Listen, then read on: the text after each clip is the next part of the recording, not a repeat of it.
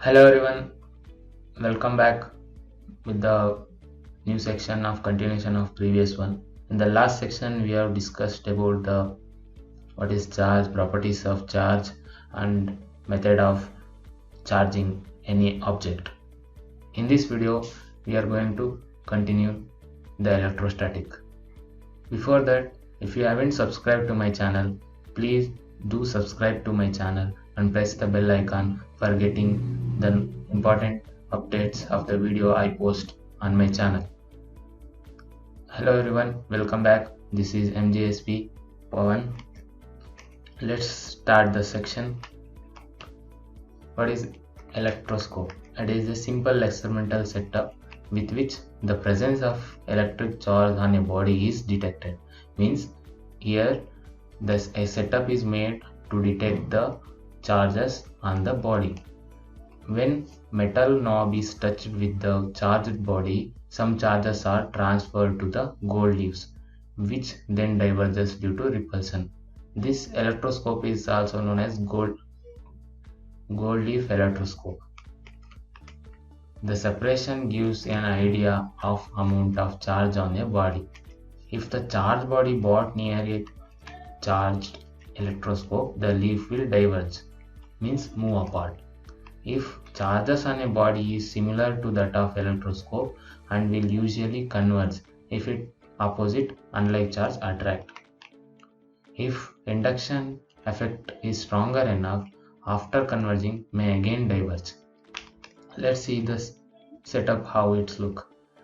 Now I have studied the theory how the process is going to take. Let's see the experimental setup. Here the charge rod is with negative and the gold leaf, and here it is neutral. So when you bring this charged body, the charges get started separating. We know that like charge attract each other. So the positive charge in the gold leaf started moving here and negative charge coming back here and makes like this electroscope. If the, as we know, this like charge repel each other, means here negative charge accumulation means the gold leaves will diverge due to repulsion. Okay, the separation amount gives the rough idea of charge on the body. If the separation is more, then the charges accumulation of this leaf weight is more. If charge body brought near the electroscope, the leaf will diverge. As I told, the leaves will diverge. If the charge body is similar to that of the electroscope, will usually converge. Means if this are similar, then this will converge. Here it is neutral. So if the induction effect is stronger, means here we are inducing the charge, so it is getting attracted. So positive or negative attract, and again here the negative charges accumulation increases, which makes the leaves more. In the simple brief manner I will explain. See now, when a negative charge is brought near here neutral one, so the charges started splitting up. Positive negative will attract and charges get separated, and here the density of charges get increases. So here the gold leaves get deflected. Keep that in mind, one point. Next, if the induction effect is more and the divergence also increases, means charge accumulation also increases and divergence increases. Next point, if this is a similar charge of the electroscope, if it is a neutral zone, so then it will be accumulation of both positive and negative charge on both the side, and the gold leaf get converges. Okay, I think now you got. If you don't get, pause the video and come back and repeat once again, you will get to understand. Let's define the Coulomb's law. If two stationary and point charges, let's say Q1 and Q2, which are kept at a distance r, then it is found that force of attraction or repulsion between them is mathematically as C. This is capital C. This is capital C. Is called Coulomb's law. That is C. The force due to Q1, Q2, maybe if it is like charges, then obviously it will be repulsed. If it is a unlike charge, it will get attract, means that is the meaning. Force want to be attract or attraction or repulsion. That can be represented F is equal to K into Q1 Q2 divided by R square. This is the force is inversely proportional to square of the distance between these 2 point charges, and it is also proportional to the Q1 Q2, that is the charge, where K is defined as 1 by 4 pi epsilon naught. This proportionality constant is equal to 8.98 into 10 power 9 meter square per coulomb square. So this K value, let's see, I'll tell about K value in the next video. The direction of force is always along the line joining 2 points. Means if I consider this is the center point of these 2 charges, the direction of force will be always in this direction, and due to Q will be in this direction if it is attractive. If the repulsion, then it will in this direction, and this will be in this direction. The force is repulsive if the charges have the same sign, and attractive if the signs are opposite.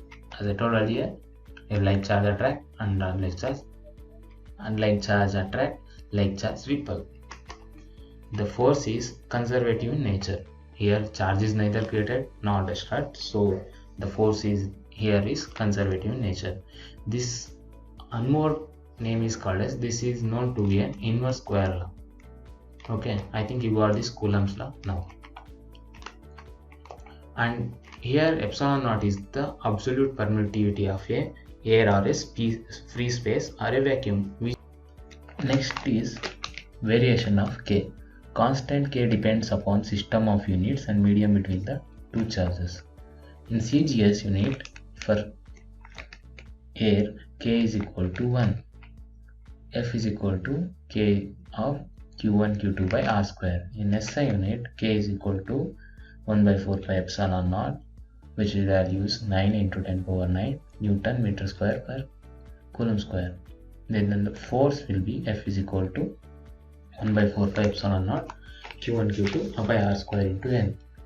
Here epsilon naught is a absolute permittivity of air, free space or a vacuum. The value is 8.85 into 10 power, this is the power, this minus 12 Faraday by meter. 1 Newton is equal to 10 power 5 dyne, and dimensional formula is this.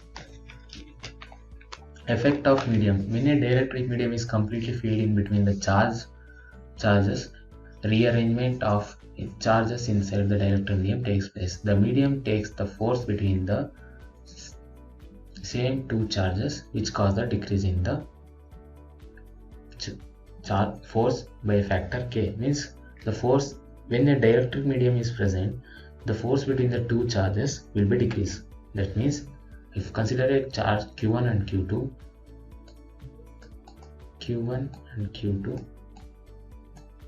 when these 2 charges are present in between the medium K, this force between these 2 charges decreased by K.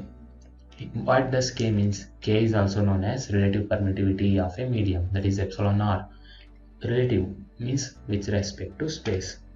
Hence, in the presence of a medium, force in the medium is equal to force in the air divided by K, where K is the relativity permittivity. Fm new force will be given as 1 by 4 pi epsilon naught Q1 Q2 by R square. Here epsilon naught K is equal to epsilon naught R is equal to E epsilon permittivity of a medium. For a different medium, we have different values. For where we have 1.0, water 80, mica 6, glass 5 to 10, metal infinity. Next comes the vector form of Coulomb law. Let's consider the figure. Here what we can see, charges and the forces. What does it represent? Let's see. Vector form of the Coulomb's law is to adopt the convention of the subscript notation. Suppose position vector of 2 charges Q1 and Q2 are R vector. So this is a position vector of Q. Identify Q1 in the coordinate, and R2 is a position vector to identify the Q2 in the coordinate system. And then the force on charge Q1 due to charge Q2. The force on charge Q1 What is the charge acting on Q1 due to Q2? Let's see. That is represented by F12 is the force on charge 1 due to charge 2. Similarly, F21 is the force on charge 2 due to charge 1. There are two possibilities. So I am considering now for time being 1. You can also write for another one, force due to charge 1 on charge 2. Now let's go for a derivation. By the triangle of vector addition, R2 plus R21 is equal to R1. Therefore, R21 can be written as by rearranging R1 minus R2. Now, the force is represented by 1 by 4 pi epsilon naught Q1 Q2 by R21 square into R cap. This is the unit vector. How we can write the unit vector is this form. So, the new force will be F12 is equal to 1 by 4 pi epsilon naught Q1 Q2 by R21 cube into R21 vector. Let's consider the equation 2. From equation 1 and 2, substituting R21 vector, we are going to get this force on charge 1 due to charge 2. Force is a vector, so vector form of Coulomb law is also written as in the other form as like this. Force on charge, this is the expression for force on charge 2 due to charge 1. This is force on charge 1 due to charge 2. So you can see this unit vector difference, and here the subscript value is different. So one more thing you have to know is what does R1 represent? R1 is a unit vector for the first charge due to second charge. R21 is a unit vector from the second charge due to first charge. As R21 is R1 are opposite, means if I consider this as a charge, this two as charge, R21 is the represented R1, this is 1 and this is 2. This R12 is in this direction and R21 is in this direction, means this unit vector are in this direction, so they are in opposite, so R12 is equal to R21.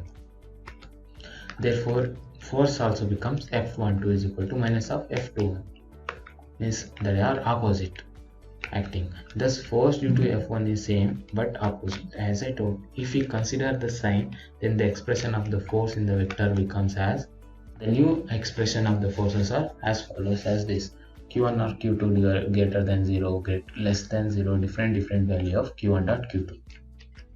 Now comes, but the main thing is remember the sign convention of our vector. Here Q1 and Q2 are to be substituted with sign, so we have to know which charge is given. Suppose the charge 2e is given or minus 2e is given, sign should be kept in mind. The position vector of R1, R2 are the x1 and x2. As I told, it represent the coordinate of the Q1 and Q2. Next comes the principle of superposition. According to principle of superposition, total force acting on a given charge due to number of charges is the vector sum of individual force acting on a charge due to all charge. Which means let's consider the charges Q1, Q2 up to Q1 are forces are acting on Q1. The net force on Q. So what is the total force acting on Q? It will be sum of forces on all charges. Means the force due to Q1, force due to Q2 and force due to Q3 and up to Qn forces acting on a Q charge. Here